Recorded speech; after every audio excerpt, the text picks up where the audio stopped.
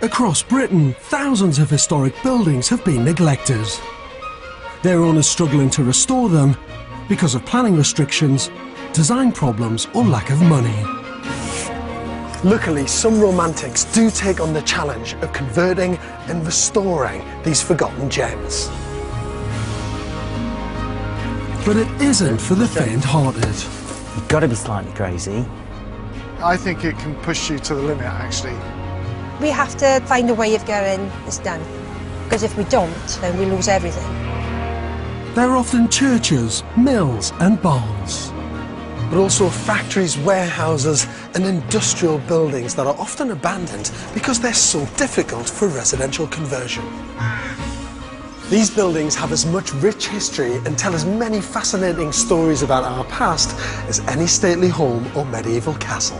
These are palaces of industry, and so it's such a privilege to live in one. As an architect, I relish the challenge that these unusual buildings give us when we're trying to create a place called home. This time I return to Northumberland, where a couple have battled to restore a 17th century watermill. When you've had the blood, sweat and tears, you will feel it is yours and you've earned it. And I find out whether this 350-year-old building can be brought back to life. What's going on with the roof? Just went.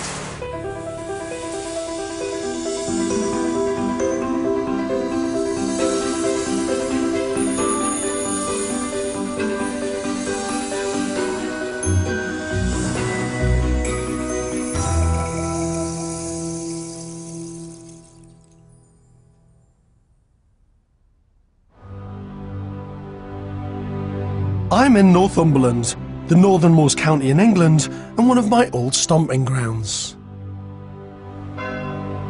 On the outskirts of the market town of Rothbury, where the River Coquet narrows and passes through a rocky channel, stands picturesque Thrum Mill, a well-loved local landmark. The mill was built in 1665 by the Duke of Northumberland's estate, and its wheel continued to turn until the 1960s.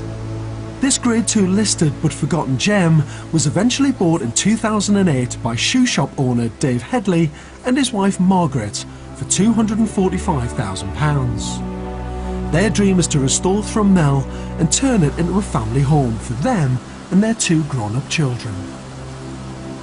There are no less than 18 separate conservation and planning restrictions on the building, including all original features which need to be kept, no additional windows can be added, and that the watermill wheel itself is reinstated and built using traditional materials. Our friends all know we're crazy, full on crazy. No normal people would buy the mill. Crazy romantics. This part of Britain is just so stunningly beautiful, but at the same time it's got a kind of a real grit to it, where the architecture and all the buildings are just so super strong and such a fundamental part of the northeastern heritage.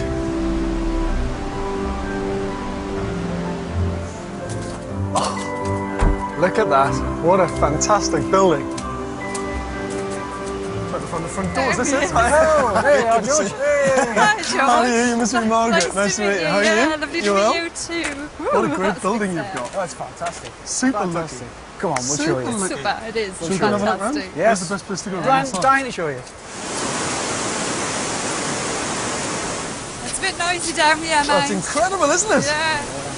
You couldn't have picked a more difficult side, could you, really? Not even putting the scaffold up must have been a challenge. It was. Oh, Lethal. I'm not even going to ask you why you went for this property. Sat here all this time. Somebody could have done it, but they didn't. It waited for us. I mean, it's not just about owning it. You know, you've got to have your input into it. You know, you've got to have had the blood, sweat and tears. You know, and then when you've had the blood, sweat and tears, you know, you will feel it is yours and you've earned it. Dave is planning to do most of the work himself, and he's got the luxury of not having to finish it by a particular date. One of his biggest challenges is going to be reinstating the mill wheel. It's a key condition of their planning consent, and Dave also wants to use the wheel to generate hydroelectricity to power their new home. So how high would this wheel have been? 14 foot. Really? 14, That's yeah. massive. 8 wood spokes. Yeah. A metal outer ring. Can I stand on it? You can, yeah. Yeah. So So you're going to recreate the wheel? Recreate it, yeah. Hydro's the best option. Might as well get some hydro. Well, you'd be mad not to do it, really, wouldn't you? You've got this amazing natural power source next to you that can provide all that energy. It's a great way of dragging this building back into the 21st century, but also reusing it, isn't it? You're recycling the building, you're using the energy just the same way they did 150 years ago, just for a slightly different purpose, that's all. Have a look at the mill, which obviously needs quite a bit of work done. Oh my God, you've still got the millstones in Still got place. the millstones. Yes, they're all there. Can I walk on all this? Yes, you're fine. Sure. Yeah.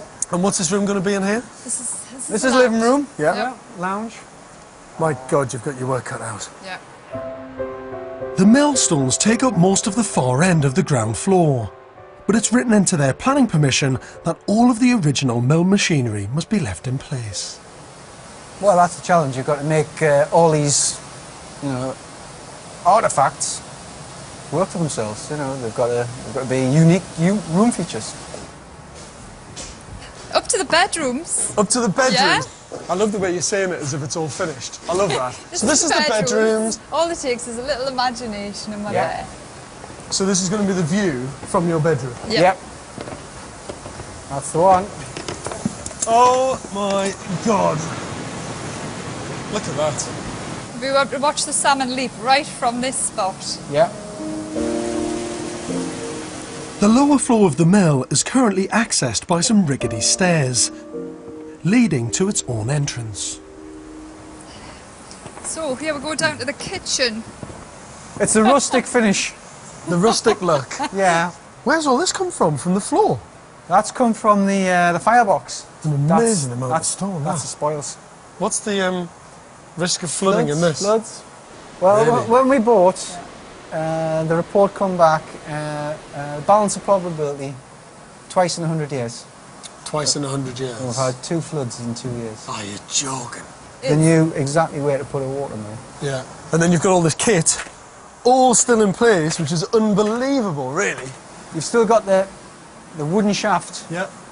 The wheel itself, it would have had a shaft that size in wood. You don't see them in everybody's kitchen, do you? No, definitely not. Since they bought the mill, Dave and Margaret have commissioned much-needed archaeological survey work, and for 3 years have been wading through conservation red tape. But finally, they're able to start work. The mill is built over 3 floors, anchored into the bedrock of the river. The lower floor will become their kitchen, incorporating the mill machinery, which will be operational. The old cookhouse will be a snug, with a mezzanine bedroom for guests. The lower floor of the kiln will be turned into a utility room. A new staircase runs up to the ground floor, which has direct access out to the country lane. This will be their living room, complete with feature millstones. There'll also be a storage room, a cloakroom and a study, which will occupy the upper floor of the kiln. Another flight of stairs takes us up to the top floor, which will be divided into 2 bedrooms and 2 bathrooms. The mill is Grade 2 listed, so Dave and Margaret aren't allowed to add or enlarge any windows. But the skylights in the roof will bring much needed light into the whole space. I absolutely love everything about this project. It's the most beautiful building and the most beautiful location. But this is unbelievably tough. They've got 18 separate planning conditions on this building. They've got conservation officers, the Environment Agency, everybody in the local area all having a view about what they're going to do here. And not only that, this building could flood at any time.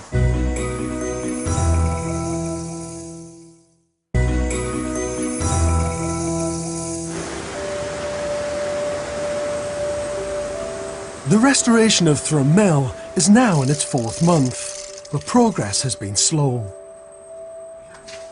This is because Dave is busy running his shop and can only be on site 3 days a week.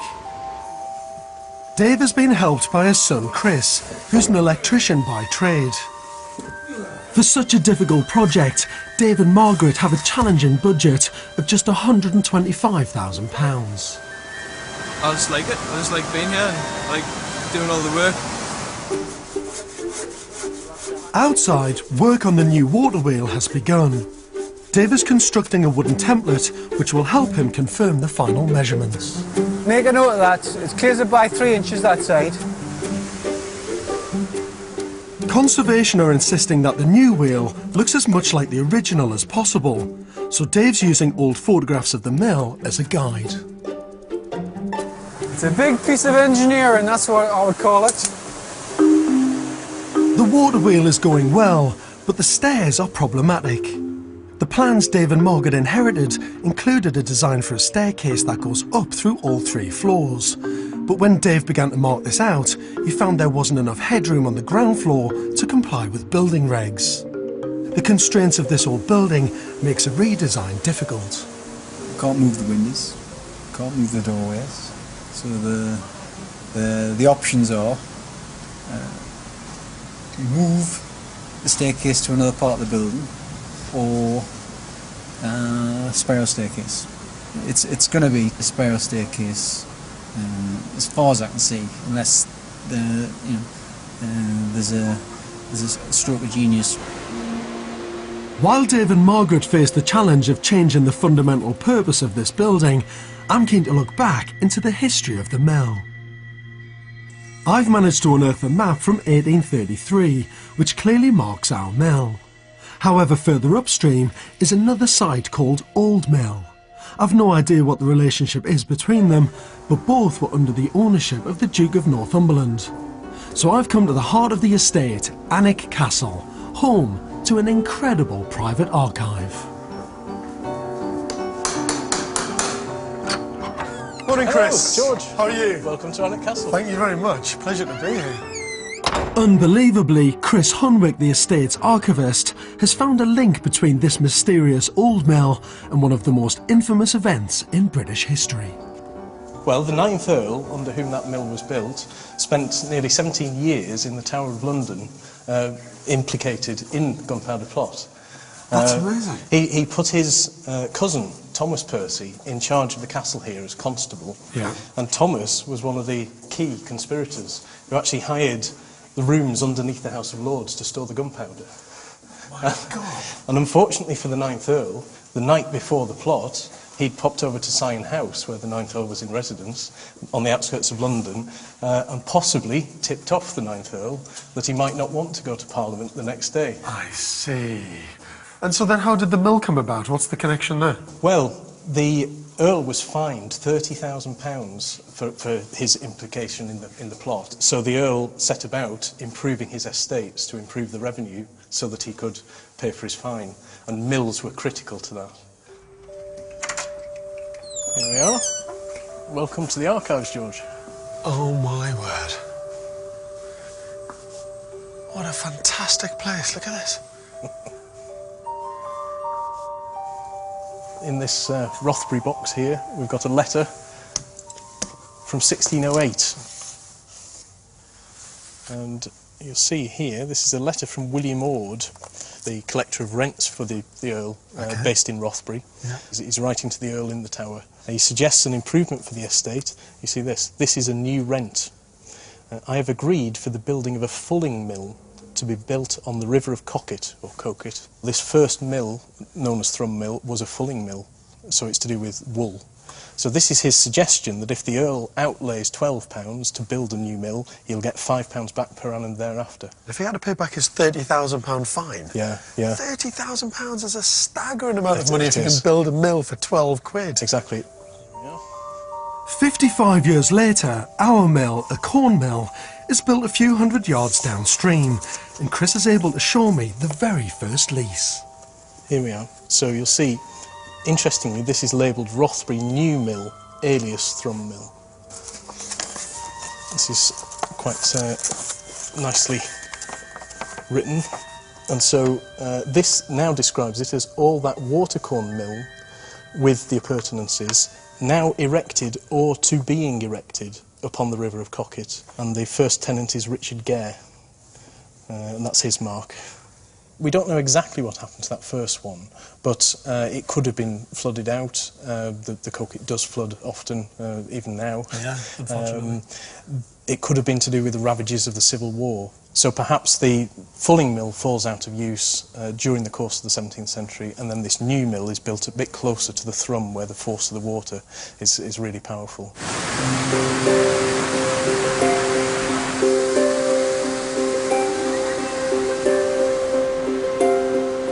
It's been 4 months since I was last at Thrum, and I'm looking forward to seeing how things have moved on. Morning, mate. How you doing? Hey, George. And the news is the staircase problem hasn't gone away. Dave is still struggling to come up with a design that works for him, the planners and building regulations. Instinctively, and I mean, I've only just turned up on site, so there might be other constraints on the back of this, but instinctively I was thinking, why doesn't the staircase, and it might feel like it divides the room up a bit more on this level, but your upper level would work better, is actually if your staircase went up here, turned, and went up again. So instead of being a long linear stair, which is going to wreck your bedrooms upstairs and your bathrooms and everything else, actually you do a kind of tighter, more contained stair. It wouldn't be a spiral. I'm not a fan of spirals, to be honest, because I think Not in a mill, especially. well, the other thing is that sometimes it's pointless, because with a spiral staircase, you've still got to have the same width turning back on itself anyway. By changing the linear staircase to one that turns, it will comply with all the regulations and won't block any windows. I've also suggested that Dave and Margaret move the master bedroom ensuite to the centre of the plan to make the bedroom the full width of the mill. The compromise would be on your bedroom too at the back. Right. Yeah? To come along and down, the staircase is then going to have to turn back on itself around here, which means this is the door position that might have to move to make it work. You might have to move that door position from here to somewhere like here. Outside, the water wheel is taking shape. Look at that! That's got the overall dimensions. That's fantastic, that! It's going to be oak spokes for the outer rim, for the spokes. Are you making it? Yeah. Yeah? Who else am I going to have doing my wheel? You know, I think what it is it's literally like a lonely building. You know, it's used to noise. You know, you should come through the door, and there should just be noise and vibration. And there's nothing. It's just it's a living thing, isn't it? Yeah, it is. It's a dynamic piece of architecture. It's not something that's just standing still. It's active, kinetic piece of kit.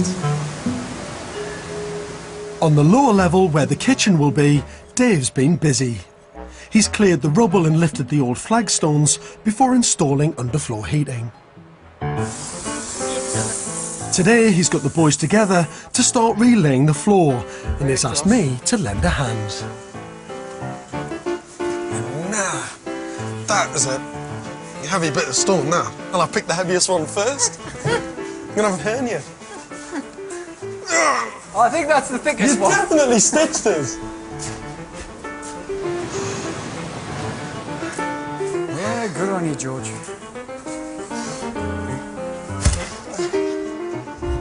See, most architects just sit in the office all day. Pretty little sketches, few doodles. Not the northern lads, straight into it. They're all different thicknesses and everything. You're working with a natural material that was here for kind of industrial use, really. But it's important to try and get those levels right, so when we put a bed of mortar down there, it's going to be like pushing these things in, trying to level them all out. And we just need a very gentle slope from that top edge all the way down to all the mill gear, because if this place does have a flood, we need to get the water out. Thrum Mill's solid construction and fortress-like appearance is why it stood the test of time. But back when it was built, flooding was the least of its worries. For 300 years, our mill was at the centre of a battleground between England and Scotland. From the 14th century to the beginning of the 17th century, people lived in fear of being killed and robbed, not only by armies, but marauding neighbours known as border reivers, who destroyed anything that stood in their way. Smailholm Tower across the border in Scotland was built in the 15th century as a protection against the reivers.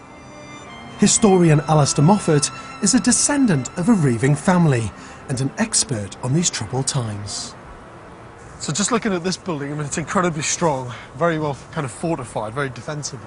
Is that why Thrum was built the way it was? Without a doubt. You know, it's a little fortress on the Coquet. Yeah. You know, that's what it looks like. I mean, this is in a defensive position. This is on top of a crag, and you can see for 30 miles from here, but Thrum's on the side of the Coquet in a real declivity, and that means it's more vulnerable. It's amazing how it changes your perception of a place when you understand its history. I always thought Thrum was a really romantic, idyllic spot.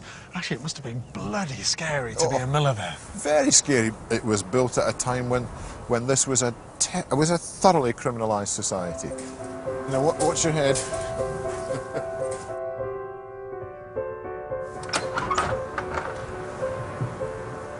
Oh my word, Alistair, this is unbelievable. Rothbury is away over there, just at the tail of the Cheviot Hills. Yeah. There'd be a watchman here, George, be looking for bands of reivers, and he'd light a beacon if he saw them, to warn everybody around about, to get their beasts inside, to find their weapons, to hide their women, and all that kind of thing.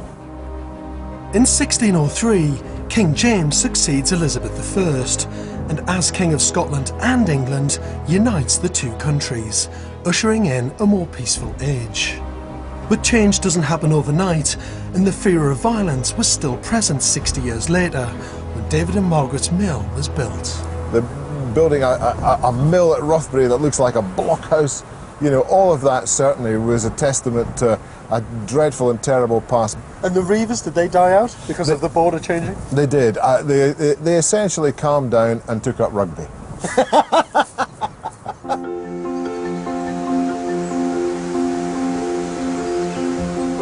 It's summer, and we're now 6 months into this unique restoration. Morning. What's going on with the roof? Has it collapsed? Yeah, just went. Just went. And the rest of it went in, yeah. Dave and his team are trying to keep the costs down by doing most of the work themselves. They were going to employ a specialist contractor to reconstruct the main roof, but they've now taken the bold step of tackling this job as well. I think you should take it off. Think so? Yeah, I do. Because even though the slates are in fantastic nick, I think when you look at all the stonework you've got to do up the parapet edge, and the chimney, and the ridge, and the fact you've got to refelt, re-insulate, you might as well just strip it back and start from scratch. In fact, it'll probably be quicker and easier. You've talked us into it? Sorry, mate. Most people would become disheartened by such a challenging restoration, but Dave seems to be thriving on it. You're testing your own limits and pushing yourself to see whether you can make it work. Personally, whether you can do it. Yeah. Well, that's true, because I mean, there's certain people who've had out on this and they're saying, oh, you can't have that, you can't do that. And I think, well, actually, I think we can, and I think I will.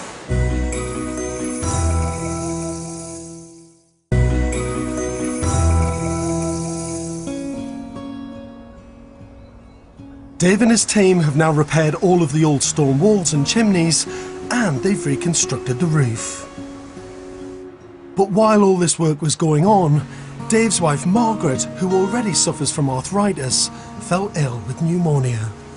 Poor Dave got a bit of a fright. I'm not surprised, I bet you did, Rhys. Yeah, what happened exactly? I don't know, I was busy putting the roof on. And then? And we've got this strange little text come to the hospital now. And we got taken into a side room and told she was in intensive care. So. Intensive care? Well, they told me they were going to ventilate me and take me to intensive care and ventilate me. And I just panicked thinking, what happens then, you know? Sometimes you don't come back out of it, which the doctors even thought I wasn't going to. Now that Margaret's health is improving, Dave's focus is back on the build.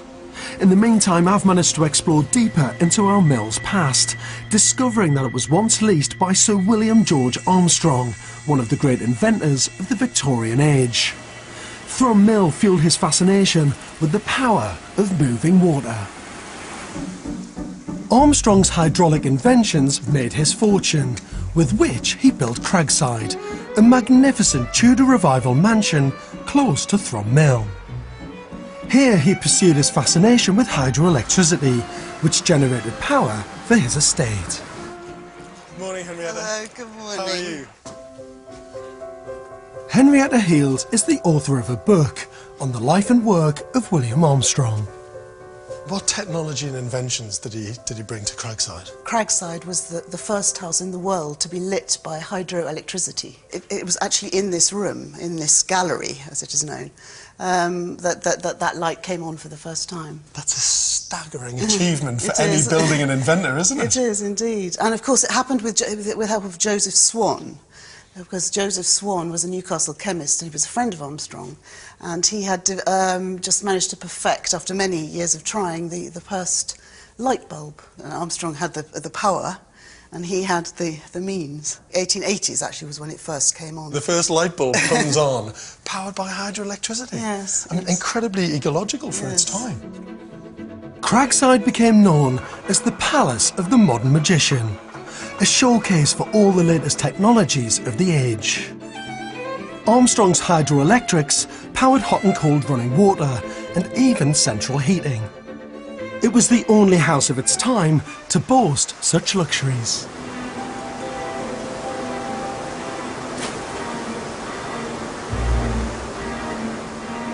It's now 18 months into the restoration, and despite the improved appearance of the stonework, the scaffolding is still up.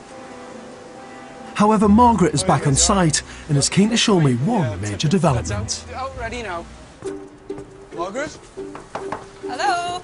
There you are, how are you? Inside, on the lower floor, in what will be their kitchen, Dave and Margaret have a long way to go. But there is one big development. Staircases in? Staircases in. 2 staircases. You've cracked it? Cracked it, at last. Slowly, slowly it's coming together, isn't it? Yeah. And how does the staircase look upstairs? Is that one in Great. as well? Do you want to have a look? Yeah, come on. Yeah.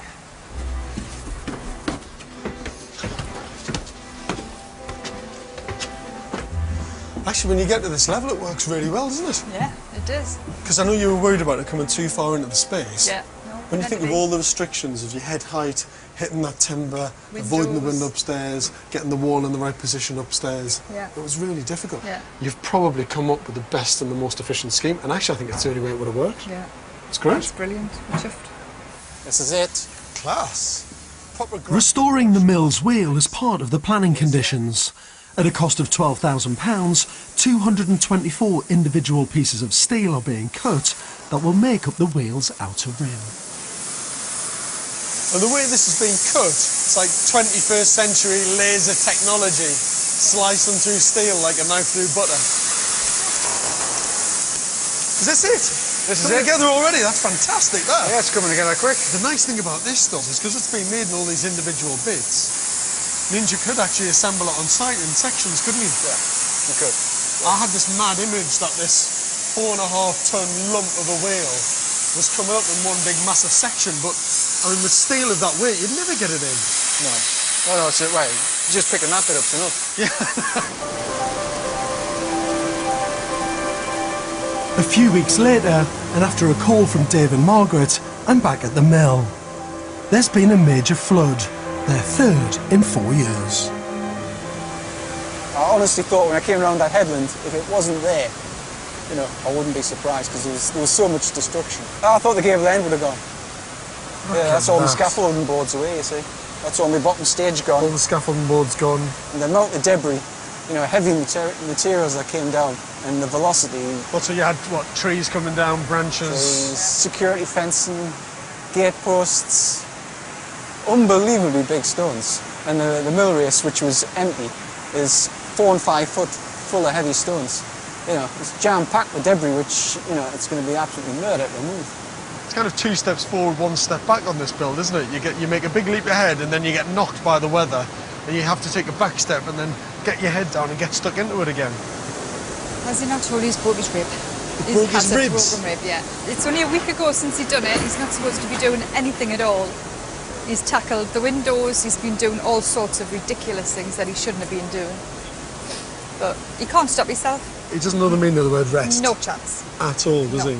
So there's a tiny bit of us thinks, oh, drat, Dave's hurt himself. How long is that going to push me mill back?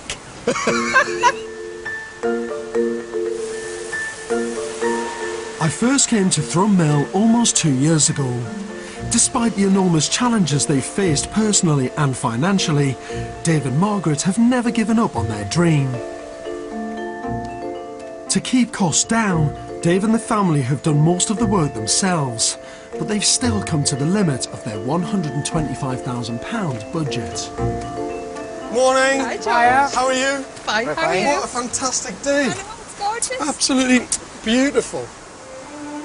After 50 years of neglect, this building has finally been saved. The entire roof has been restored and for the first time is fully insulated.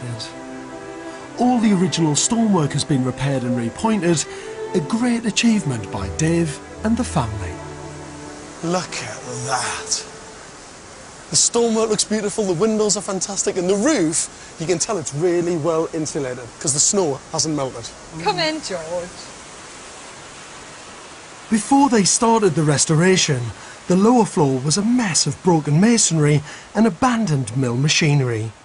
It was hard to believe that this could ever become a home. Oh, look at that. Oh, it's really good, isn't it? Really homely, really beautiful. Everything you look at just feels really rich in terms of the material and the detail, doesn't it? We didn't want to overdo it. You know, you could really overdo it. You had to get the right balance. I don't think it matters at all about how long this has taken. And actually, I have been slightly fanatical. If it took a week to do something, it took a week. You would just have to sign that week off. with a restoration project like this, it takes a long time. But there can't be any shortcut. No. To celebrate the building's agricultural past, Dave's put the old mill machinery behind glass. It's a practical and elegant way to display the working parts of this building that will one day generate power for their new home. Absolutely perfect, the way that you've kept all the old features and you've just had to build around it, haven't you? Yeah, I mean, I think we still have a comfortable living space, you know, which you have to have. I mean, you've got to live with it every day. And noise-wise, I'm a bit shocked. Because you put the new windows in, fully double glazed, it's so quiet. Have a try.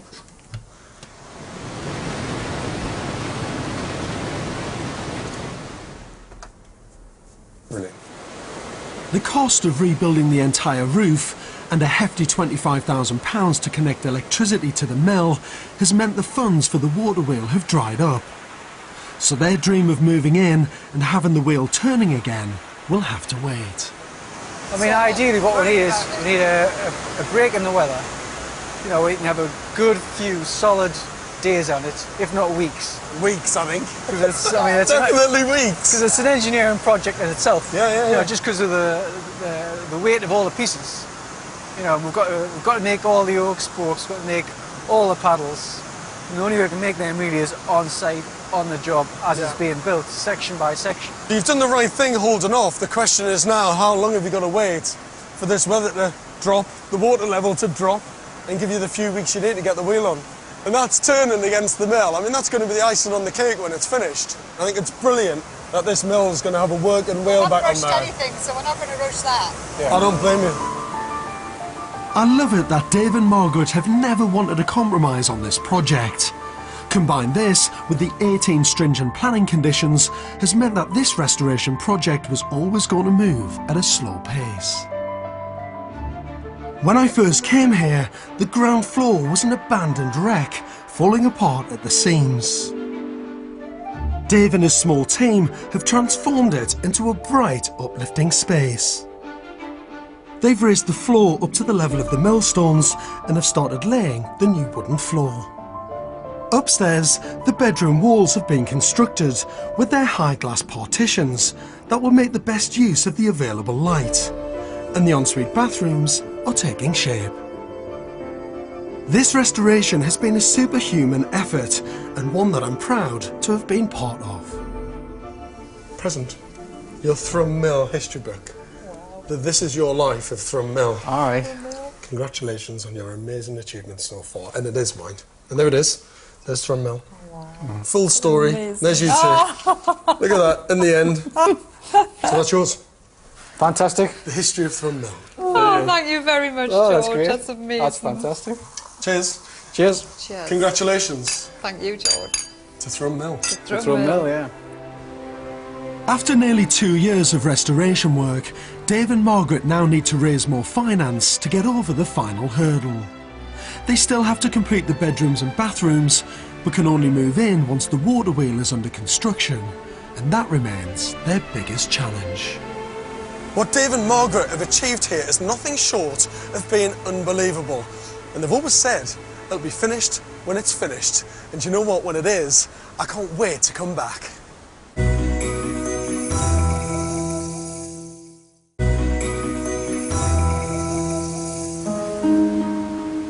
Five years ago, shopkeeper Dave and his wife Margaret bought this 17th century Grade 2 listed watermill. They've battled through archaeological surveys and complex planning and conservation restrictions to transform this abandoned local landmark into their dream home. It's not just about owning it, you know, you've got to have your input into it. You've got to have had the blood, sweat and tears, and then when you've had the blood, sweat and tears, you will feel it is yours and you've earned it. The planners stipulated that before they moved in, construction of a working water wheel had to start. In order for the wheel to be as faithful to its original design as possible, Dave has consulted specialists in every aspect of its construction. They're all-time engineers, so they understand the complexities of that kind of job. But with only the original wheel shaft left, Dave's embraced modern techniques by galvanising the new steelwork to protect it for generations to come. I'm hoping that this wheel, when it's on, it'll last 100 years. Now, after 5 years of planning the missing piece of Thrum Mill, this giant kit of parts is being delivered to site. There's absolutely months and months and months in the planning, so it all boils down to now.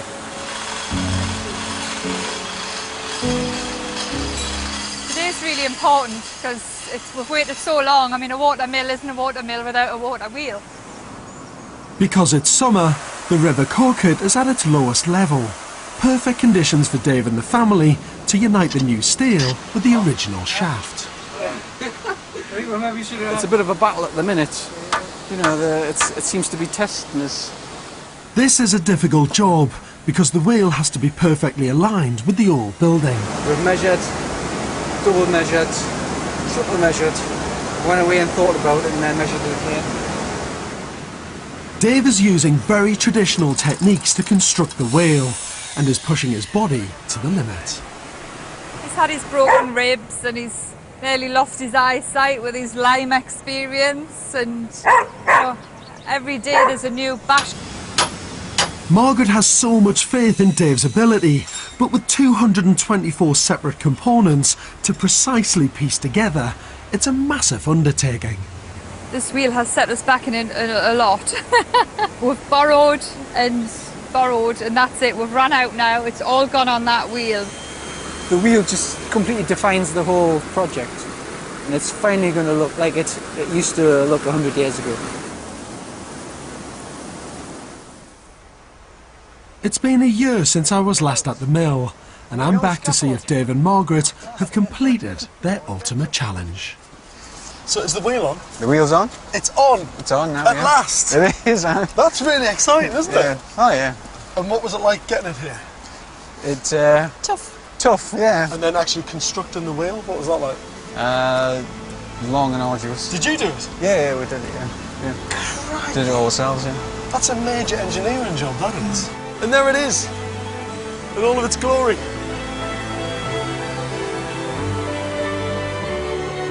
This majestic water wheel, the very heart of the building's original design and function, is turning again for the first time in over 50 years. This is a beautiful piece of precision engineering and craftsmanship. At 14 feet in diameter, the wheel took Dave and his team 6 months to construct and restore. You've made history. That is an absolute replica of what was there. It's the original hubs, the original shaft, that was what was there for over 100 years. All that hard work has paid off. It's been worth all the blood, sweat and tears. It's been a hard slog, but It is a beauty. Can we get it going? Yeah. Come on. Come I'm on, like a kid in a sweet shop. Come on. Off we go. Huge woman. Like, there she goes, look. Yeah, oh, she's away. There she's off. Look at that. Look at that. That is fantastic. Made me cry the first time I seen it, George. The power. You know, the power of the natural forces of that river to drive the engineering and the architecture at that pace. I mean, the amount of energy you'll get from that would be brilliant. The river powers the wheel at an average pace of 10 revolutions a minute. At this rate, the 32 paddles can comfortably produce 8 kilowatts of energy per hour. That's enough to power 80 light bulbs.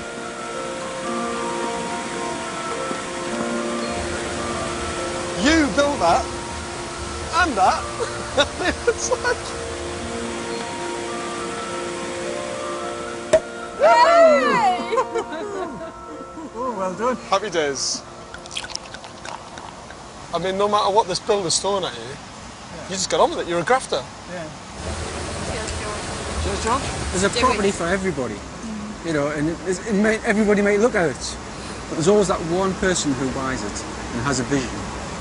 And they're the people, you know, that see it through. We are just ordinary, normal people. And if we can do it, anybody can. You're going, aren't you?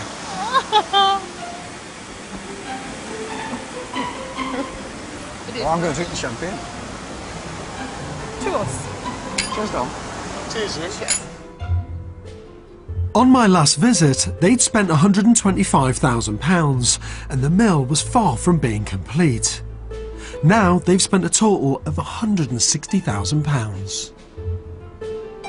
The ground floor is now fully transformed with 3 millstones embedded into the floor, and the rotating mechanism takes centre stage. Well, George, this is it. And it is Welcome to our lovely home. Absolutely incredible. Yeah. What a Like great it? space. Yeah. Look at this. Spinning around in your front room. Fall asleep. I know, I could. Yeah. Just dragging my feet around. You can just listen to the rhythm of the wheel in the water. Because you know that that's connected to what's going on outside, that's connected to the river. Yeah. You know, the building's really engaging with all the natural elements. Margaret has lifted the spirit of Thrum Mill, styling their new home in a sensitive and traditional way. Upstairs, what was once a derelict space is now fully lime-washed. The new bedrooms and en-suites have been beautifully designed using glass in the rafters, allowing natural light into each room. To be able to lie here and look up and see all these beautiful timbers over your head, and then to be able to look through that glass and see all that timber work and all the detailing that's gone in to this old building. Yeah. Spatially, it just makes it 1,000 times more interesting. So what's all the scaffolding up here for then? This is the annex to the mill. It's my next project, George. You two just don't stop, do you? Uncovering this building's turbulent history has been a real treat for me. Margaret has also discovered a secret historic gem, once concealed within its very walls. Very lovely, isn't it? The Got something else to show you though, place. George. You got something else? Yeah. What is it? This is very exciting. Dave found these in the kiln. In the kiln? In the kiln, in the wall. Yeah, they were just in a wee little box. They were glass slides. I mean, it's from the early days of photography. And you've had these printed from them? Yeah. This man turns out to be Lord Armstrong's nephew who inherited Cragside. You're kidding Henry me. William Armstrong. Why was there a glass slide of him in the kiln at Thrum Mill? That is such a powerful connection with the history. There's a He bit looks of like likeness a- there. I If was I was taking a gonna little say- touch on you there. I was just going to say he And get looks a bit like of a your hair hard back. worker, but you've just Yeah, he is a confirmed that. grafter. Historically, it keeps Yeah, giving. It does. All the time.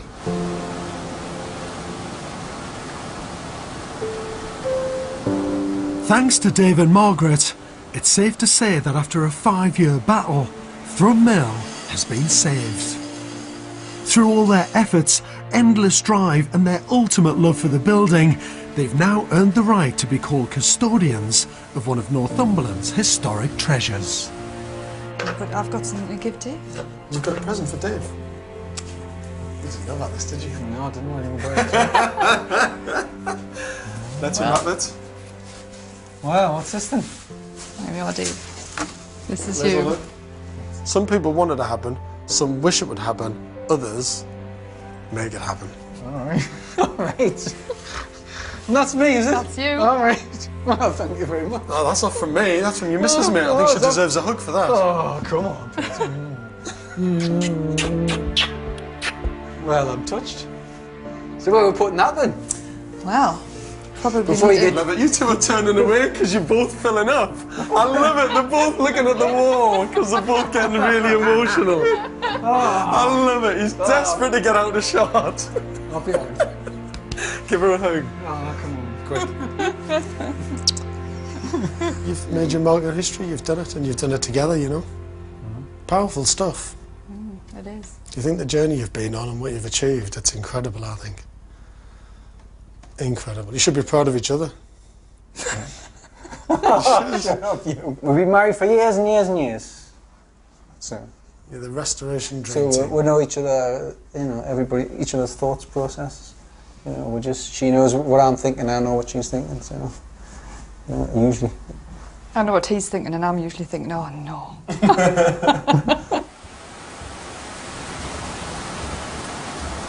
Dave and Margaret are a brilliant team. Dave is the relentless grafter who, no matter what the bill throws at him, he never ever gives up. And Margaret has that magic touch to create a really sensitive period home. Now, they regard themselves as being the lucky ones, having the opportunity to save this building. But actually, it's the building that's lucky, having such incredible guardians. This is one of the best projects I've ever seen. Why? Because it's a restoration without compromise. To collect information and inspiration from the show in your own online scrapbook, or if you have a project you'd like to be featured in the next series, go to channel4.com/George. Well, if you missed Selling Houses with Amanda Lamb on More 4 last night, catch up now with 4OD. But coming up, tonight's patients at King's are all having unexpectedly eventful days. It's the last in the current series of 24 Hours.